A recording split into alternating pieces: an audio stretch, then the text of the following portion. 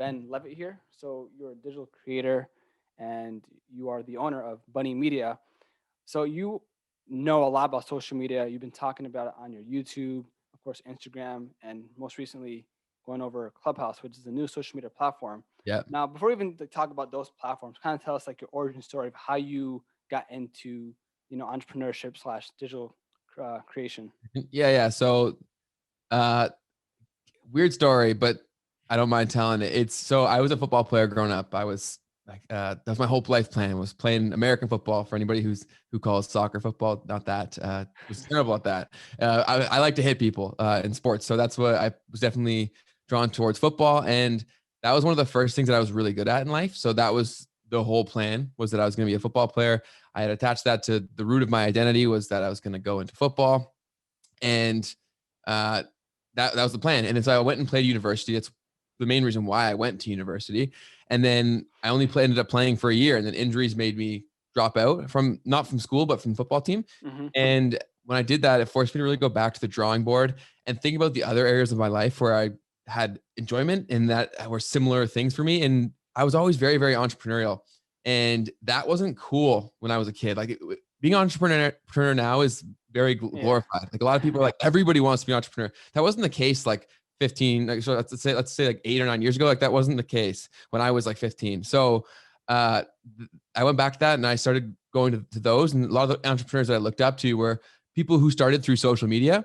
So I figured, I'm like, okay, well, if they can do it, they're not too different than I am. So I'll give it a try. And I started just making videos, and they were so cringe. They were so bad. But eventually I wanted people to see them. So I started to figure out the social media platforms. And then that's where I found my unique perspective, was how much I enjoyed figuring out how these things worked, and then helping people spread their messages using the tools. Because the fact that you can get in front of millions or thousands or even really hundreds of people completely for free through social media is incredibly, incredibly powerful.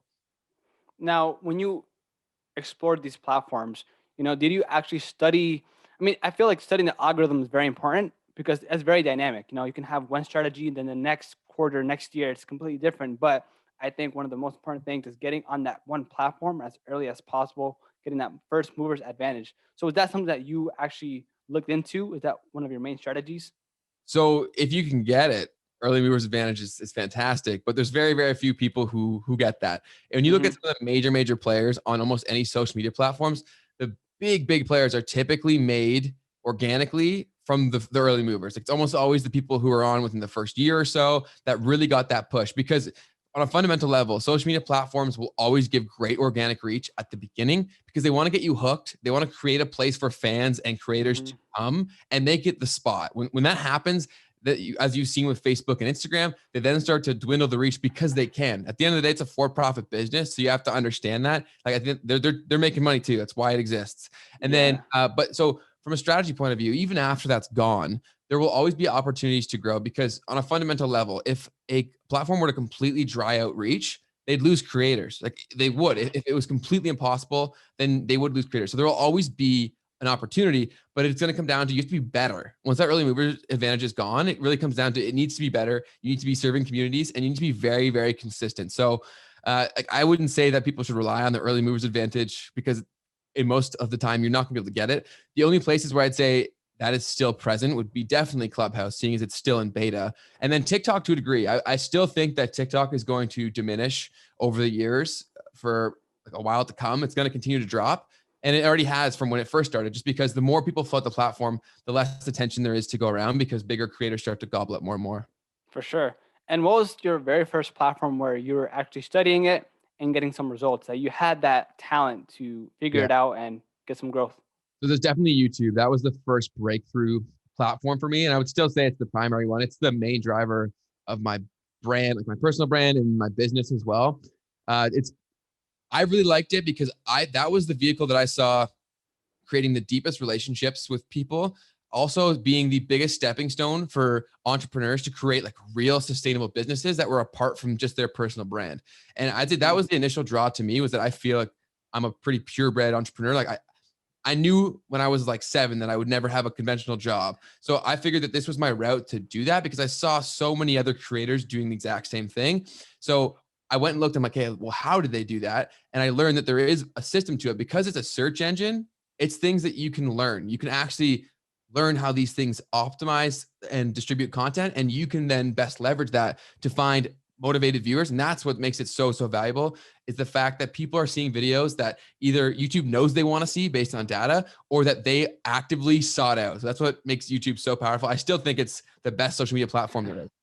Now the question is, of course, if you're an entrepreneur, like, of course you can be a super, intelligent guy. Say for example, Mr. Beast, who creates wonderful content, very binge-worthy content. Yeah. But if you're an entrepreneur who's trying to talk about, for example, real estate or finances or e-commerce, it's going to be very hard to bring that Mr. Beast sort of vibe No doubt. into your content, because you need to be very informative. You can't be too playful, right? Yeah. So there's a right balance between that. So how do you, if you're in a more serious sort of niche of like in entrepreneurship or personal branding coaching, how do you create binge-worthy content, or how do you beat the algorithm?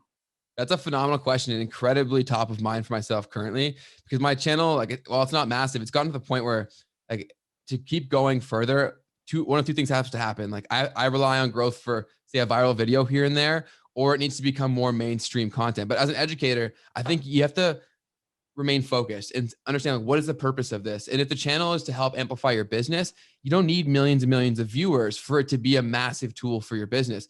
It's all relative, right? So as a real estate agent, if you have 5,000 subscribers, that puts you in like the 0.01% of real estate YouTubers. So it's all completely relative. The issue is right there, what you said, the fact that people do try to compare themselves to Mr. Beast. He makes like super general, just entertainment videos. That's like comparing a super niche subject to like a general movie that everyone goes and sees. It doesn't make sense. There's still people that love, say, a very niche documentary, but it's just apples to oranges. It's not the same thing. So I think how you can keep people hooked or create binge-worthy content is just to really be banging out the value and understand that it's about the people that do see it, not those that don't. So you want to make sure that the ones that actively want this stuff, they're getting what they're getting equitable return for their investment from a time perspective, as well as like subscribing to you, right? Like, it's commitment.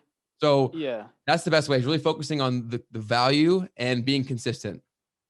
So you think that as an entrepreneur, educator, coach, that it's not really just about getting brand awareness, but getting the right sort of fans and followers? Because of course, eventually, if you really want to, let's be real here, you might want to monetize or sell a product or service. So you need Yeah. the right audience. You can't just get like Mr. Beast, who just because they're entertaining, you're going to buy their product.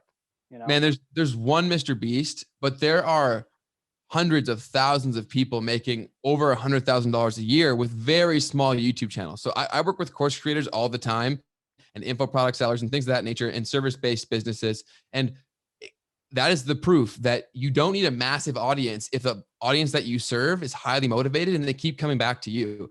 Like, you'd be very, very surprised. There's channels that have like under 20,000 subscribers that their channel, from the sales driven from organic traffic, is making them millions of dollars a year. And I'm not even exaggerating for that. But it all depends on who you're speaking to. So like, understand that success is so relative on social media, especially YouTube. So I would say don't even compare yourself to people within your niche, because at the end of the day, there's channels that even within my own niche that have done a better job monetizing than I have. And then I've done better than some that are bigger than me. So you don't do yourself any positive service by like cross-checking the numbers, because it doesn't really mean that much unless you know what's going on behind the scenes.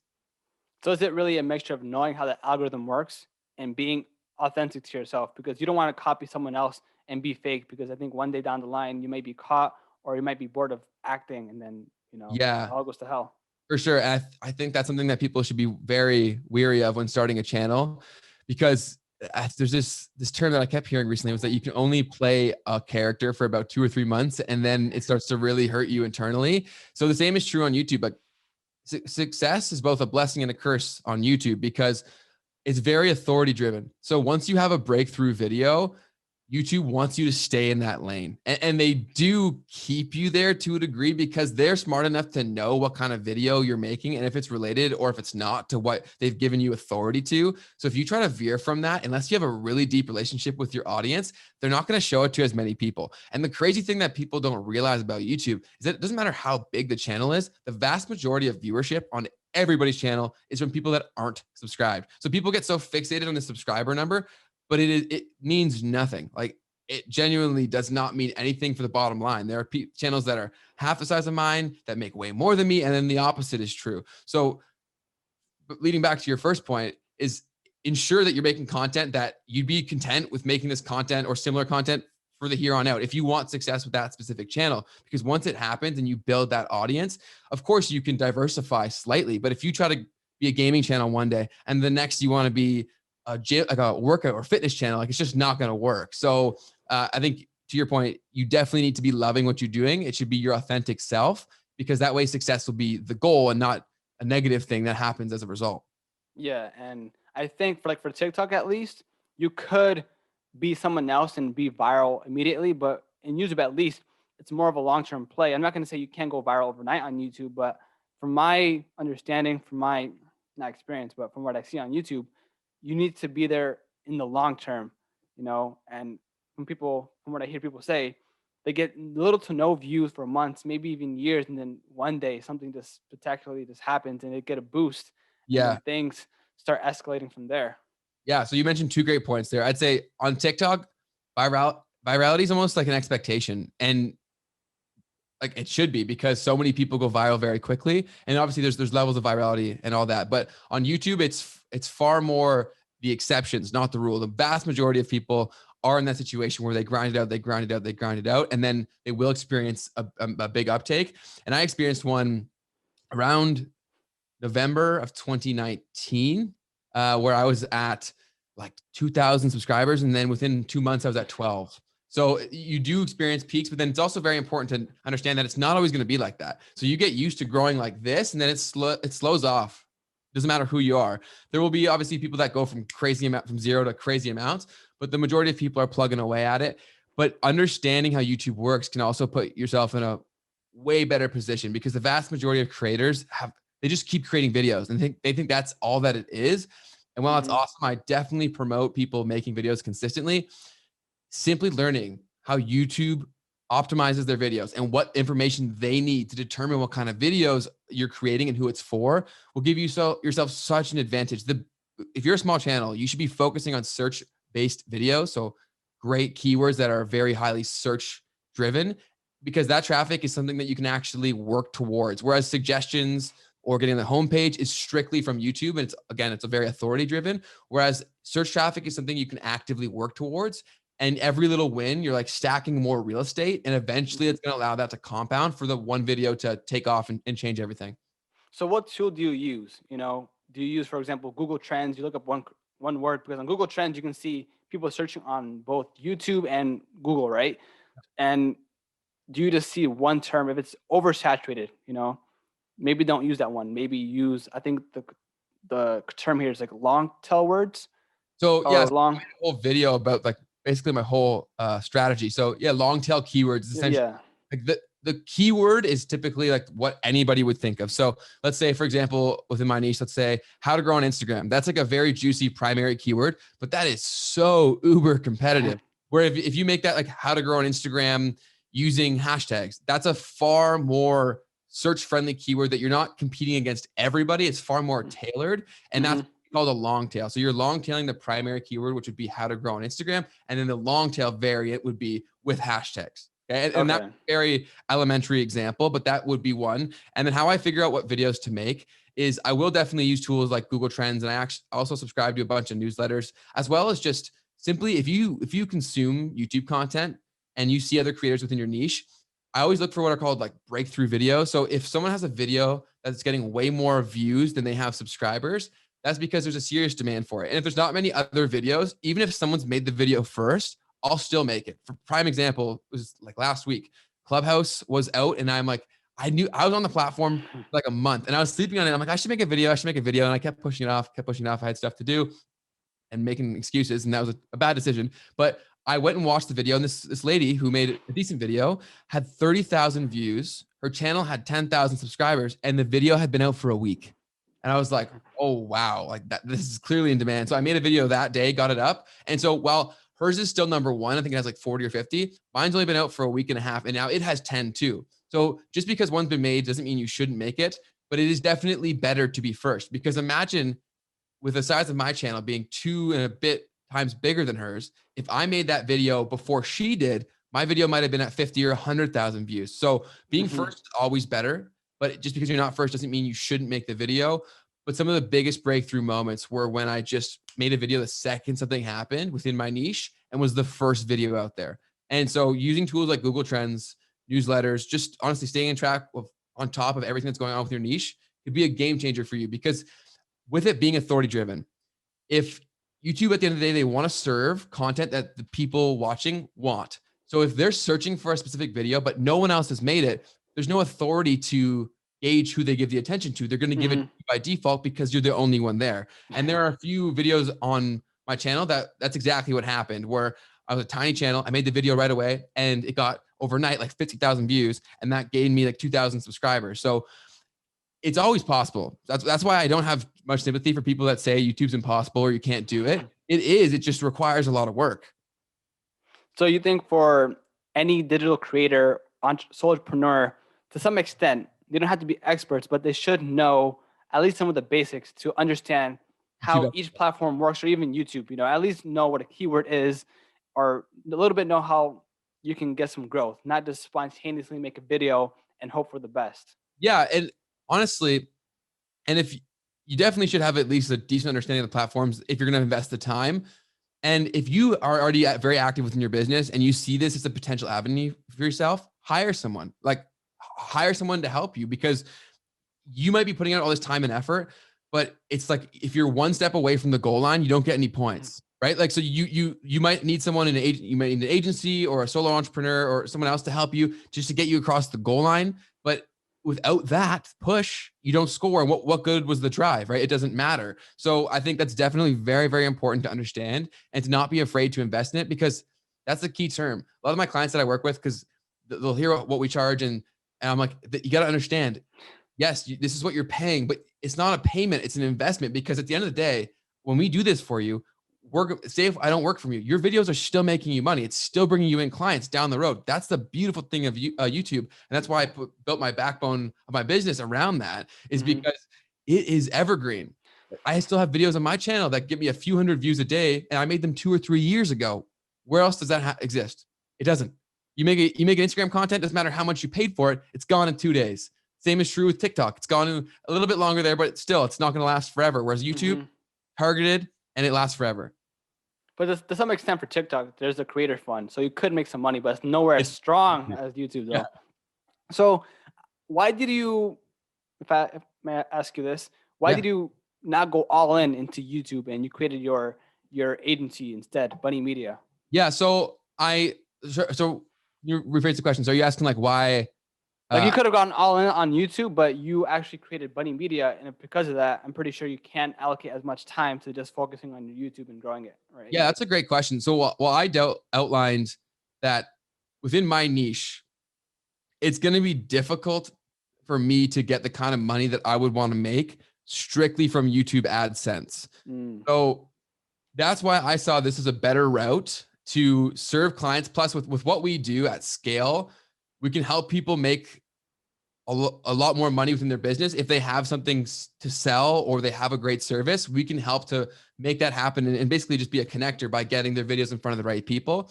So I obviously would love to build the YouTube presence, and that will always be a focus. Like I'll be posting 2 videos a week this year as the goal to grow it. But really, the people that are making big money within my niche, they either have another business entity or they're selling courses. And I've yet to sell my own course.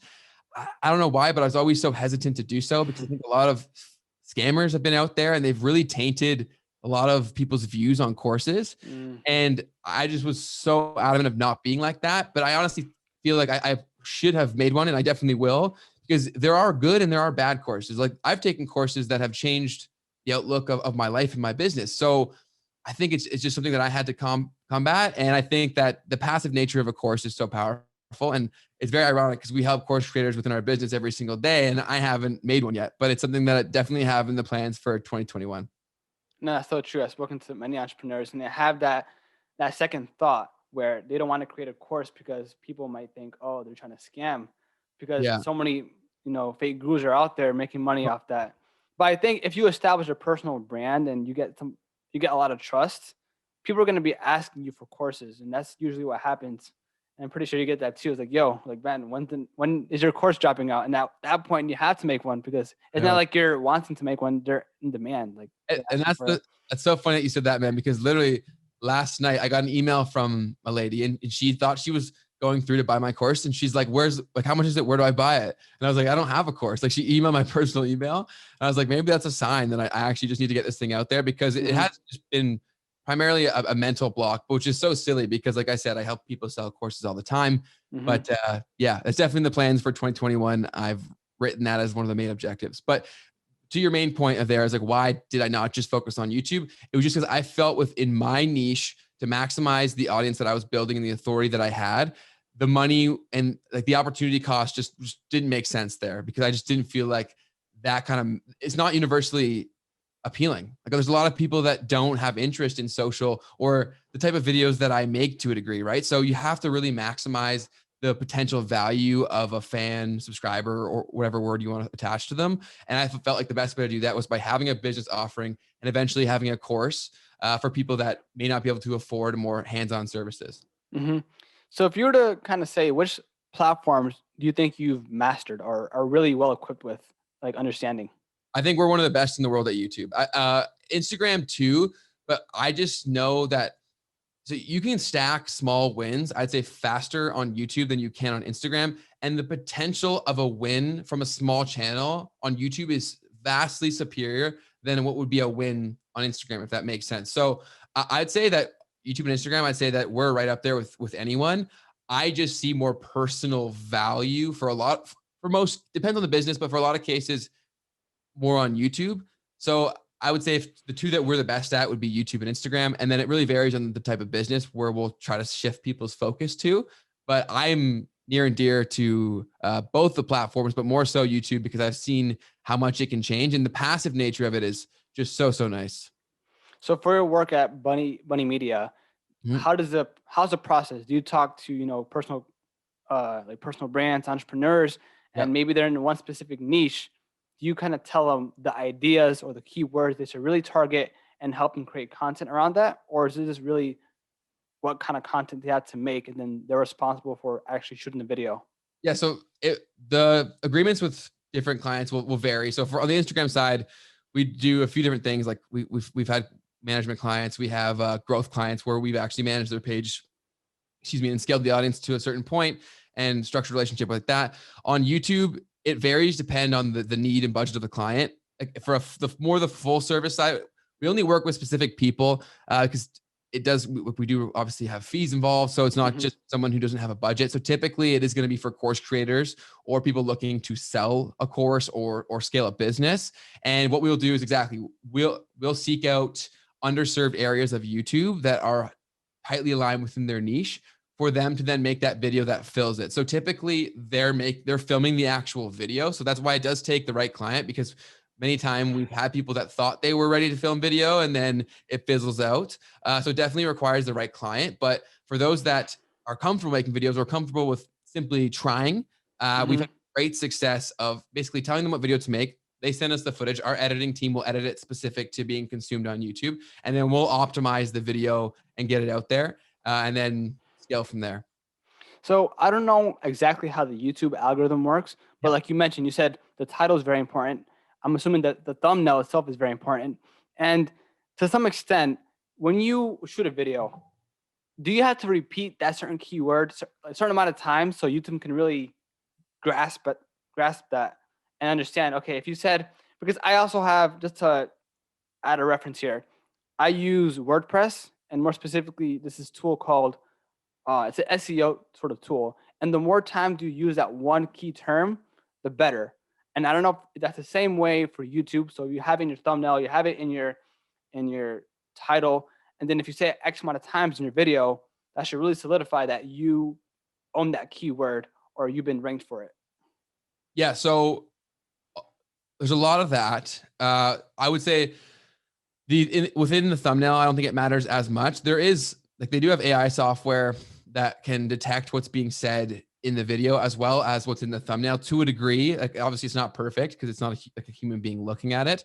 So they do have a decent idea whenever you upload it because they scan through all of the the media that you give it, and it has a general idea. But the other tools that you have to equip it with as much information as possible to get it in front of the right people would be the title, which obviously the keyword matters there, but it also has to be written for a human. I think a lot of people get so fixated on this keyword that they write robotic titles. And what I mean by that is like, it's just written for Google. The real magic happens when you mesh the pieces that Google wants, and you're also appealing to human beings. Because at the end of the day, it doesn't matter if it's there. If it doesn't entice a human being, they're not going to click it. So it's really about meshing the two. So after you have a great title that is search friendly from a keyword perspective and also optimized for a human being to click it, the other two tools that you have in terms of optimizing the video is your description box. And you're absolutely right. You do want to put in the primary keyword again in the description, and then also put in different variants of the keyword. So either long tail it or different variants of essentially saying similar or like things. And then the last piece that you have is also your tags. And that's very similar things. The biggest mistake that I would say that I see within tags all the time is that when Google or YouTube was very new, if you just threw any sort of large, very popular keyword tags into your description, it would work and it would help bring you views in your description and in your tags. Now, because there's so many videos, if you're not hyper specific about what the exact video is about, you're actually hurting your video. You're not helping it. So a lot of time when people start out, and I was guilty of this like 5 years ago, if they're an entrepreneur, they start throwing like Gary Vee, Tony Robbins, like all these people in their tags. And that's hurting you more than anything, because all you're doing is confusing YouTube. And if they don't know who to show it to, they're not going to take a gamble and show it to people, because it's a business at the end of the day, like I've said. So they want it to take the best chances of winning as possible. And if you don't give them the tools, they just won't take the chance. Mm-hmm. So you think the name of the game, and it can go for any social media platform, is either you create another category, where no one has really explored yet, so you can own that category, or are you just better than everyone else? Because like you mentioned before, Mr. Beast, even though he's creating unique content, I don't think, let me know if I'm wrong here, he was the first person to do those sorts of things, maybe. But point is, there's a lot of people creating a lot of viral content. So either you're just more funny, more entertaining, or you just are very tactical, and you have a different category that you're first in. Yeah. So Mr. Beast is a prime example that work and effort does matter. Absolutely. And he is fantastic at what he does because he's put in the man hours and he's made so many videos. He's learned how people work. He's learned about influential psychology. He's become a great marketer, all of that stuff. But to say he's better in terms of the video perspective, it doesn't necessarily mean better. You need to be different. And especially even as an educator, I could make the exact same video as someone else in my niche, and mine might do well and theirs may not. And it could be something as simple as the way that I illustrated the points may have connected with people more. And that's the thing, is that you're not going to connect with everybody, and that's totally okay. If people are going to connect with you, that's why there will always be room within the marketplace. So even more people within the social media space, there will be people that join every single day, and they'll attract an audience, and they may be people that hate me, right? But I might be saying the exact same thing, or maybe even better things than the other person, but that doesn't matter. It matters about how the person makes the other person feel and how they resonate with what they're saying. So there's always an opportunity, and you're being better is showing up and being different and being you, right? So that's the big thing, is just to stick to that. And of course, always try to improve yourself and improve your performance and your strategy. But at the end of the day, it's going to come down to the fact that you're you. And that's why people are going to resonate with that. Yeah. And I think to really solidify that point, I think a lot of people, they're really shy. I mean, people that might think they're introverts or are introverts, they're like, oh, I can never blow up on YouTube. But the best example I can come up with, I don't know if you know the guy, but he's an entrepreneur, Nate O'Brien. He's a very introverted guy, but he creates very compelling content, and people like feel him because he's just raw. He's just himself, And I think it's a prime example for anyone out there who's just like very shy, introverted. It is possible because it's different. You're just being yourself, and people want to vibe with you. That's a very, very good point. And I'd say, especially as of late, even self-proclaimed introverts have done so well on YouTube for a few reasons. One, the vast majority of the audience that are going to be watching, there's a lot of introverts out there. So there's going to be a ton of people that would resonate with that. And because they wouldn't feel comfortable getting in front of the camera, they're going to deeply connect with someone who would be, because they see themselves through that person. Two, like an introvert probably wouldn't be able to do this in front of actual people. But the amazing thing is it's a camera, right? Like you can be as weird as you want in front of this camera, and no one sees it until you edit it, you polish it, and you decide to post it, right? So if you're weird, be weird. Like, get in front of the camera. That's exactly why people will love you. Like, for example, a personal story is that my mom and my sister are starting a YouTube channel all about their animals and stuff like that. And I'm like, you guys are freaks, but like, let that out. Like, that's the whole point, right? That's what people resonate with. That's why people seek to YouTube, and that's why they like it so much, is because it is real. And that's why people on YouTube and social media people, they're far more accessible and relatable. That's why they're overtaking the status of celebrities, because for so long, celebrities were these untouchable things that are great to a point. You can only have a deep connection with someone that you can connect with at some level. And these celebrities, for so long, no one could relate to them at all. Whereas I think YouTubers come across as organic and real and relatable. And that's something that you should not stray away from. And being yourself is a great way to just do that. And you can't go wrong, because if you're just being you and you keep doing that and people love that, that's a pretty sweet gig. You think a good stepping stone to get into entrepreneurship, or at least make your own income? I mean, maybe you don't know how to start a business, but to get your foot somewhere is really just being yourself and being a content creator, because, number one, you can have fun doing it. And Yep. two, you can grow an audience. And over time, like you can make money off YouTube or any other platform. Yeah, I think it's And great. you can do it off your passion. Yeah, I forgot Yeah, that at I the think name. it's a great expressive outlet at the very least. But if you're talking about the easiest route to consistent money, for me, it would be leveraging YouTube, and then for the purpose of affiliate marketing. Like, if I could go back to when I was little and YouTube was even easier, I would have doubled down on that, because even it's not a massive part of my life, but creating that stable income is just something that's, and from a passive capacity, is amazing, and it converts so well. And you're not competing against nearly as many people because it's video, where there are so many blogs dedicated entirely to affiliate marketing. Like, that's the primary revenue source. So your competition pool is so much smaller on YouTube, because people are afraid to make your videos, or to make the video. So literally, like, what I would go back to, if I could speak to little Ben, would be like, make these videos and talk about products that you like. Because the amazing thing is, they probably have an affiliate program, or they'll be open to creating one. And look at prime example, the richest YouTuber, the highest grossing YouTuber, is that kid that reviews toys. Like, Oh that's yeah. insane. He made the most money on YouTube out of anyone, and he's like 8, and he just talks about his favorite toys. Like, that's insane to me. So that's it. That's the easiest route.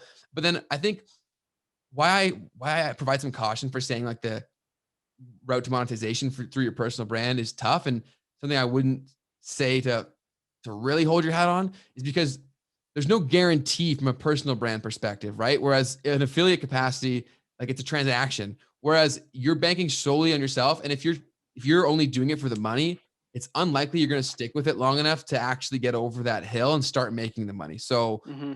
I think if it's coming in from a personal point of view, it should really be passion driven, because it's not going to happen overnight. Likely. I hope there's tons of exceptions listening to this podcast, but for most people, it won't. So I think it's really about meshing optimism and realism, and approaching it with a solid long-term plan. Yeah, and like you said, it really, having a passion will really help you out in the long term, because if you do something that you don't like but you're good at, it can be very boring. What's that guy's name who reviews like tech, and he's like one of the biggest YouTubers? He spoke with Justin, Elon Musk. oh, MKBHD. Yeah, that Yeah, guy. He started YouTube before YouTube had that monetization program. He just yeah. did it because he loved it, and he's banking it right now, getting tons of views. Like, it's He's crazy. killing it, man. And he has the leverage to go really wherever he wants and speak to whoever he wants. And the Yeah. money he's making is insane. But recently, as of late, the YouTube algorithm's so funny. They've been pushing some of his early videos, and it is hilarious. One popped up on my suggested page the other day, and I just saw this like tiny little MKBHD where he looked so young. So I clicked it, and it was one of his first videos. And I was like, wow, this is so cool to see. And that's the thing I love about YouTube. That's why I leave all my old videos on there, is that even for yourself personally, how cool is it going to be that when I'm old and I have kids or I have grandkids, I can go back and, like, I don't have to talk about what I did. I can show them. Yeah. Right. So at the very least, if you approach it from that point of view, like, the value there is crazy. For sure. For sure. And like, it's basically a time machine. Yeah. You know? Exactly. Now, there's like 10 platforms that are mainly used. You can say TikTok, Pinterest, Instagram, etc. Right? But Mhm. in reality, there's tons of social media platforms that are trying to make it. Do you Yes. take some time out of your day every once in a while to check out these platforms to see if, you know what, this might be popular? This might be the next big thing.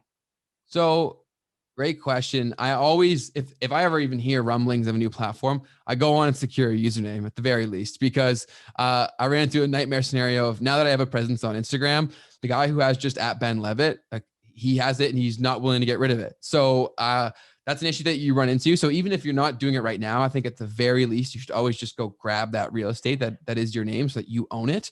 But yeah, I'm always trying to be early on platforms. One, because it's part of my job technically, and two, the opportunity of the early movers advantage that we've discussed so many times throughout this is just truly massive, because it's a fundamental purpose of why these platforms exist is to attract users. So they do that strategically through great organic reach. So it's awesome to be early, and a lot of people are always happy that they were early. So if you ever hear of a new platform, get on it quickly, and I will always be looking into it. How I stay on top of them, again, the newsletters are huge. I'll always stay on top of like message boards, Reddit threads, things of that nature. And then now I have my VA do that every so often too. Just go look at things and see if there's something I should maybe make a video on or dip my toes into, etc.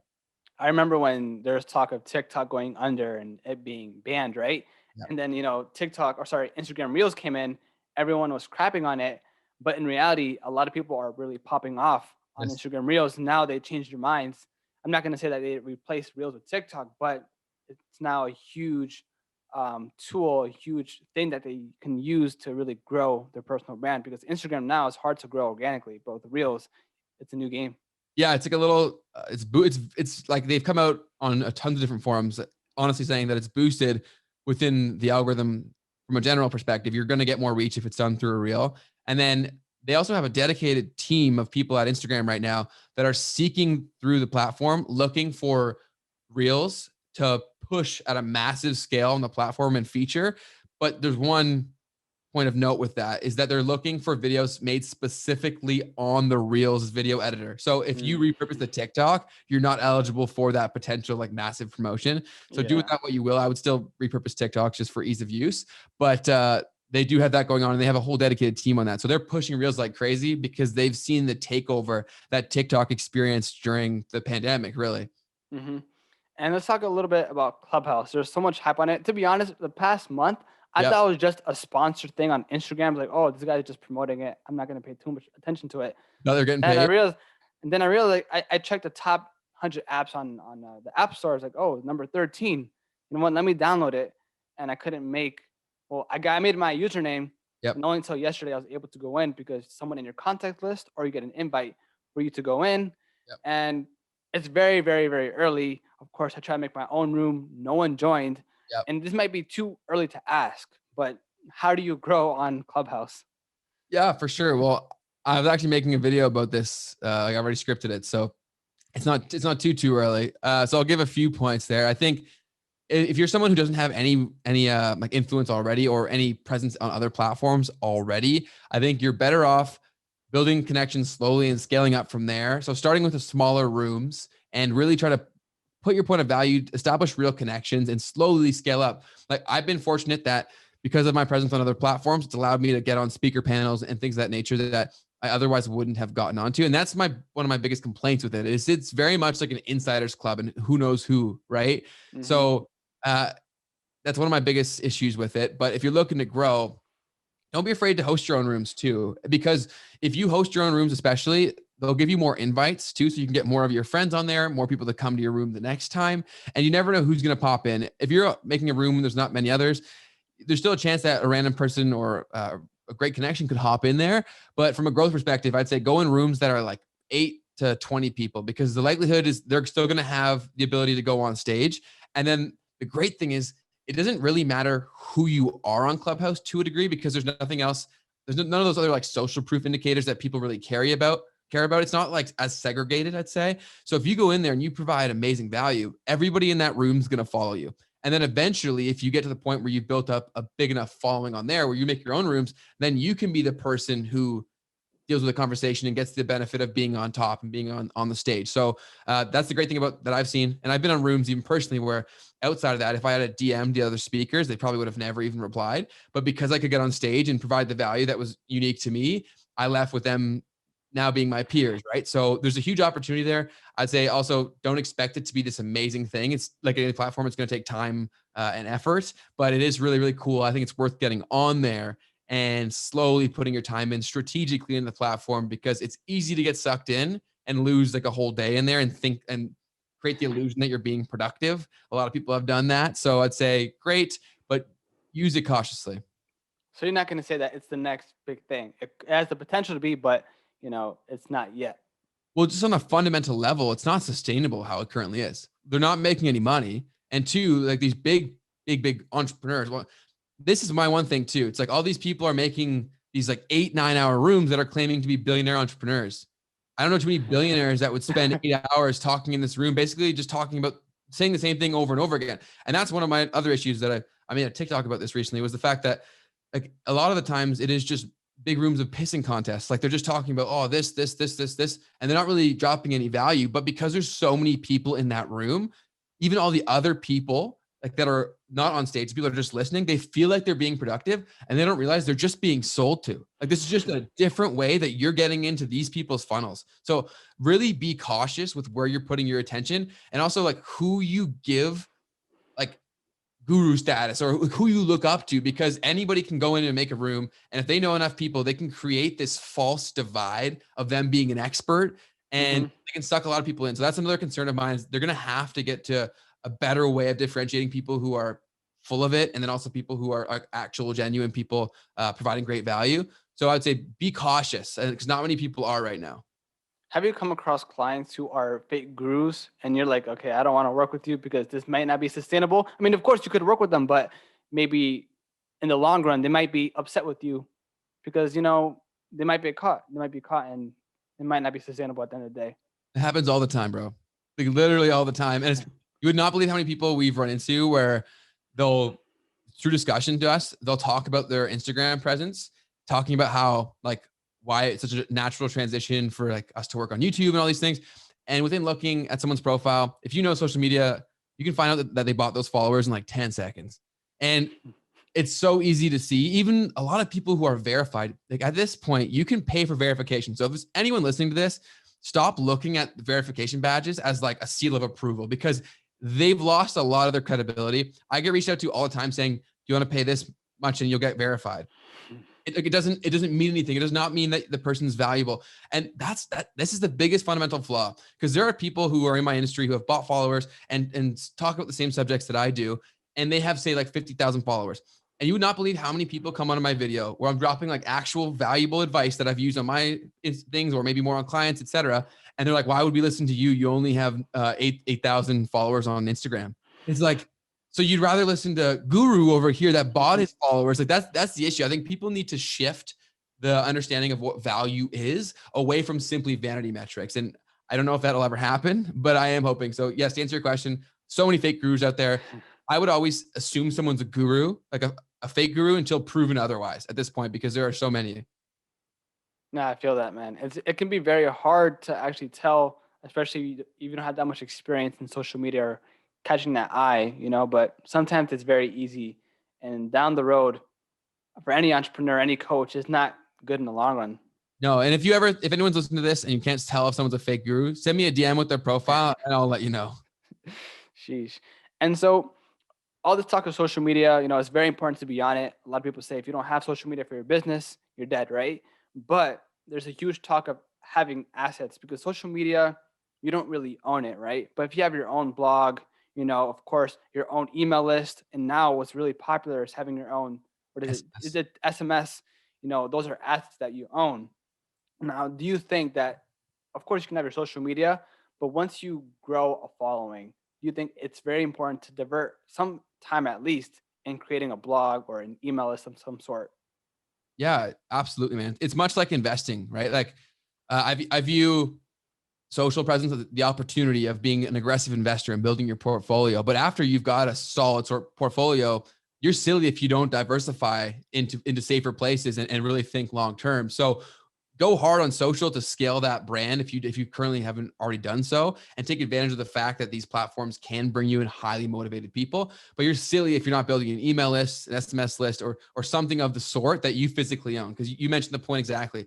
people who invest so much of their time, effort, and attention into these social platforms, they're building real estate on somebody else's land, right? Like tomorrow they could drop the algorithm. There could be a massive change and everything's gone. One of my best friends is a full-time blogger, and you wouldn't believe how stressed he gets when there's a new Google update, because that could affect his business. That could change his income. It could cut it in half over the next month. So luckily the last one helped him tremendously, but like, you never know. So you should always be hedging your bets and always giving yourself plan B's, C's, etc. And really owning what you've already done. Like, you've worked to nurture these people. You owe it to yourself to get them on an email list or an SMS list. SMS is very expensive. So I would say to start off with email list if you can't afford it, because when you look into the SMS providers, it's incredibly expensive. And you can build an email list of a pretty large size for very little money, like to store it, or sometimes even free, depending on the size. You're absolutely right. That should be a priority pretty early on, because you can really nurture those people. For sure. And I think one thing that we didn't really touch on, and I think you made a video on it, podcasting, and I think you made a video on Buzzsprout specifically. Yep. Podcasting has been around for quite some time, even when the first Apple, iPhone came out, right? But I think until recently, from my point of view at least, podcasting has been almost monumental. Like, there's a new resurgence on podcasting, right? So how important do you think is podcasting one of the bigger players in terms of like facing or compared to like TikTok and Instagram, YouTube? I think it's different. And so it's another point. You're nailing these questions, because I have a future video coming out explaining why so many celebrities and influencers are starting podcasts. And that's because it's really like a gold rush, because every marketer wants to be spending money on podcasts, because the long form content is amazing for conversions. The relationship that people have with the podcasters they listen to is insane. Like, that's why Joe Rogan is able to be Joe Rogan. Everyone the billions of people that listen to him feel like they know him on a deep level. So when Joe says buy this, or even just mentions it, they're going to buy it. So that's why all these people are starting podcasts like crazy, because there's so much money to be had there. And there will be so many more dollars flooding the platform right now. And so people get paid typically for advertising is on like a CPM model. So you pay per impressions. The CPM rates on podcasting are exponentially higher than the vast majority of other advertising mediums. So I think that it'll continue to grow, because people love the convenience of audio. If they can solve the fundamental flaw of discovery of podcasts right now, because currently that's the biggest issue, is it's not very easy to find new podcasts. It's really not. So if they can solve that, I think there's no ceiling to the potential. So, but if someone's thinking about starting a podcast, it's a great opportunity to make money. But I still would say the same thing I said about social. I would echo same sentiment, is you should still love what you're doing, what you're talking about, because the opposite is true over there, where you could get success and be stuck to it. It's going to be difficult to get listeners on podcasts, because it is difficult to grow, because the discovery is poor. So you better love what you're talking about, because it's going to be a grind unless you have an existing audience. Yeah, there's no For You page for podcasting at all. It's really hard. And I do, like, before listening to Joe Rogan, I listened to Tim Ferriss, right? And he's making a lot of money. But I do think that ever since this one Spotify deal of Joe Rogan, literally everyone's like, okay, podcast is where it's at. I got to make a podcast. Even with Call Her Daddy, that girl is making a lot of money. When Barstool bought her out, literally, I think that's the thing that kind of worries me. And of course, it's not bad. But once you see someone have a tremendous deal, everyone hops on it, right? And like I said, podcasting isn't new, but this new resurgence of what's going on with these deals and how much money's in. Of course, the CPMs are really high compared to YouTube. I think the podcasting CPMs are the highest of all. And, it's crazy. Yeah, I mean, podcasting, the growth, it's very difficult. There's no For You page. YouTube is difficult as well. But I think if you think about it in the long term and you talk about something that you like, it won't feel like work. And, you can get some growth over some time. Yeah, no, 100%. It's definitely something that will take some time. It can be a slow burn, but one episode can change everything.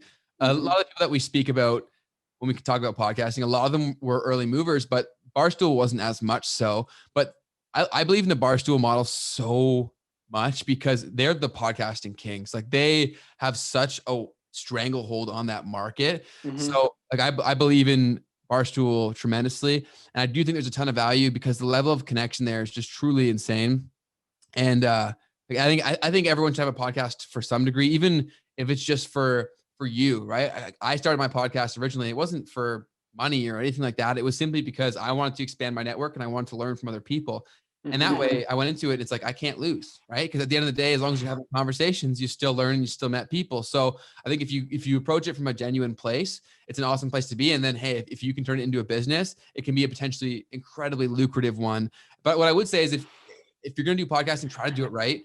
If you have the ability to do video, that changes everything. So like with what you're doing right now with video, this asset allows you to also leverage the vehicles where discovery and promotion isn't a problem, right? Like YouTube, you can format videos and get discovered. TikTok, you can do the same. So you can dramatically grow your podcast far faster if you're leveraging the other tools that videos provides as well.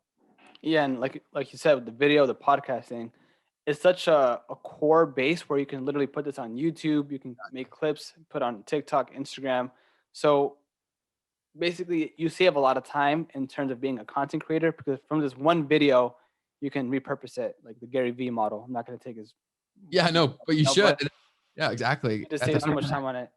But yeah, going back to like Caller Daddy and Joe Rogan or these digital media companies, most of the revenue now comes from podcasts because before the revenue models were, not newsletters, but it would be paid to kind of read the articles.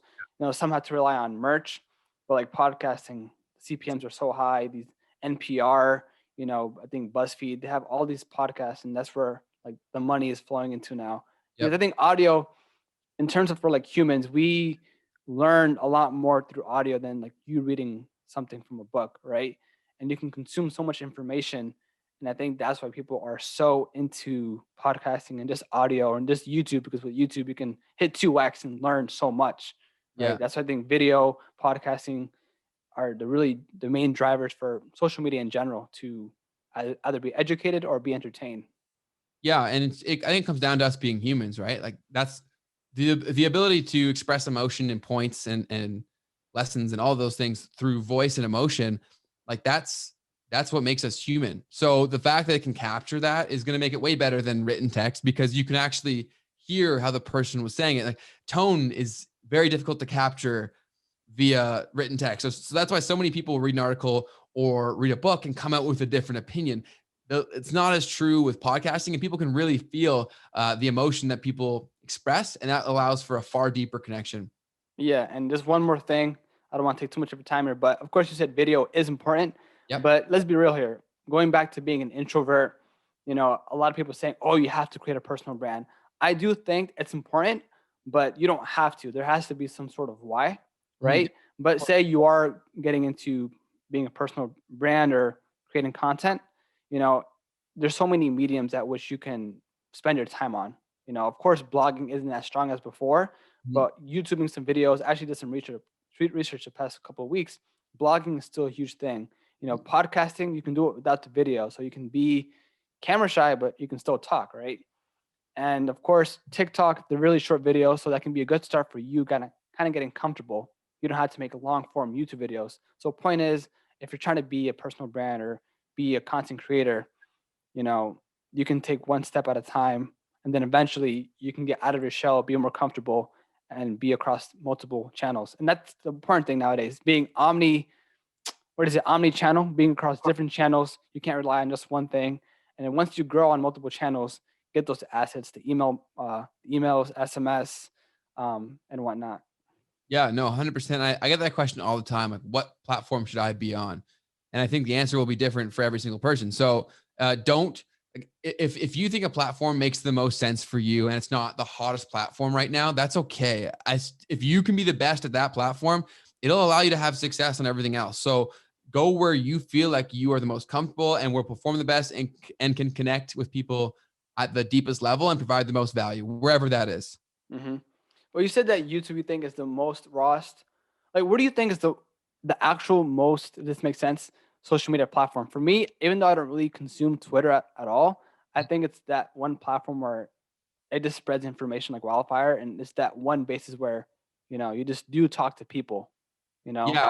So I think it depends what perspective. Like if you're talking about like a genuine conversation where it's two-sided, then Twitter because it's real time and you can access basically anyone, right? Mm-hmm. If you're talking about like a consumer to a creator connection, I think it's going to be YouTube because it's the Yeah. closest to human interaction, like in person. Because voice is great because you can feel the emotions that I'm delivering and you can feel how I'm saying things and likely how I'm feeling while saying it and feel how it changes how you are at an emotional level.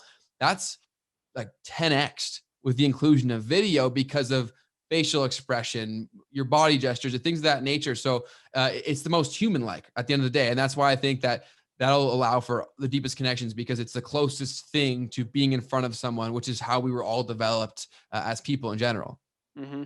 And where do you think is the future of social media? You know, do you think that one day down the line, maybe even this year, or maybe it's too far fetched, that there's going to be VR, AR? Where do you think social media is going to take us? Right now, we're in Web 2.0. Where do you Mhm. think Web 2.1 or 3.0 is going to look like?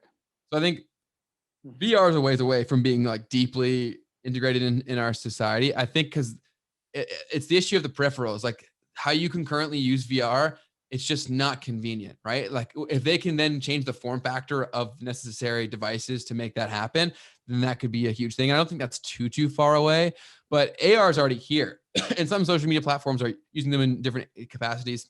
Like Snapchat, all the filters and Instagram too, that's like all augmented reality, right? So, and Pokemon Go, like it's very much here. This is the early phases, I would say, of it, but I think that will progress more rapidly because of this, which like the fact that we all have this in our hand and can basically sustain a very powerful augmented reality experience. I see that changing quite dramatically and becoming the norm pretty quickly. And then I think VR will be limited by the extra devices that needed to be carried around to have that happen.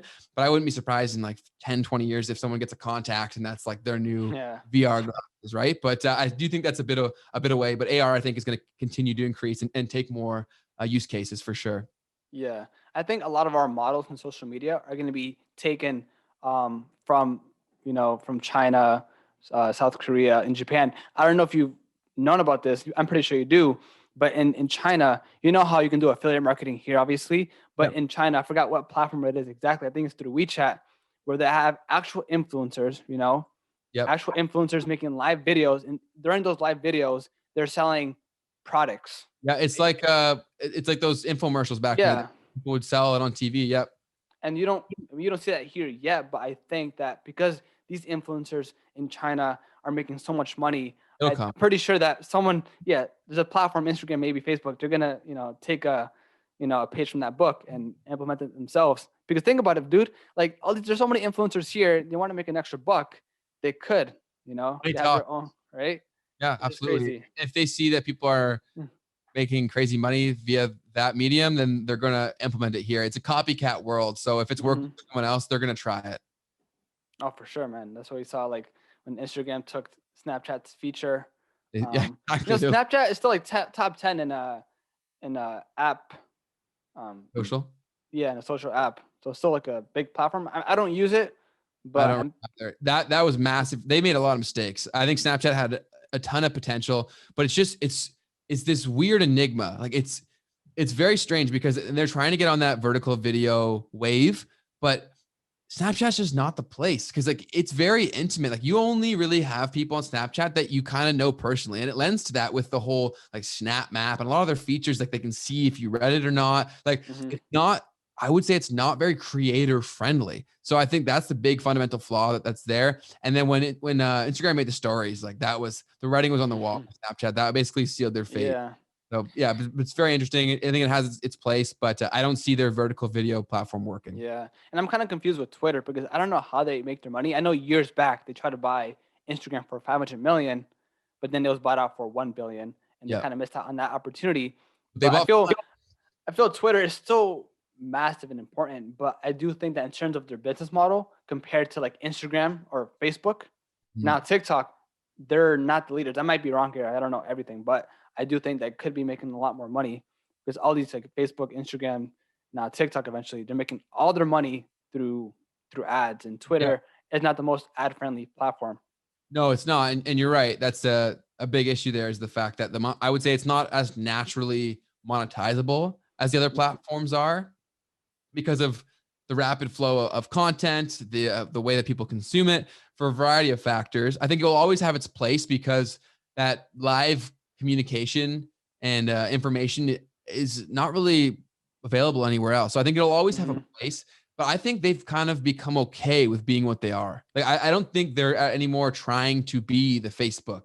Like I don't think they're trying to be the Facebooks of the world. Like I think they're content with understanding that they have a solid place and they're going to try to be that place. And that's a very strong thing as a business owner, is to say like, this is what we are and we're going to be the best at this possible. So I see them staying how they are for the long haul, really. I mean, they're still making moves. I mean, they tried to buy Vine, or they did, but that went bust. But anyways, Ben, I don't want to take too much of your time here. I think we talked a lot about social media and YouTube specifically. So if people want to learn how to grow their channels, grow their YouTube, learn more about you, where can they hit you up? Yeah, for sure. So first of all, I appreciate you having me on here. Had a blast, man. Definitely appreciate you having me on. If you want to connect with me, if it's like a personal question that you have, my Instagram, so at Ben Leavitt _ is the best place. If you're just looking to educate yourself, my YouTube channel would be the best place, just Ben Leavitt. And then if you're looking to work with myself or my agency, just my email is probably the best place. And you can access that in my Instagram bio and any of the YouTube description boxes as well. Sounds good. So I'll put that in the show notes. Anyone wants to click on that, they can, and DM you on Instagram, watch your YouTube videos and whatnot. Awesome. All right, Ben. Thanks so much, Ben. It was a pleasure, man. All right.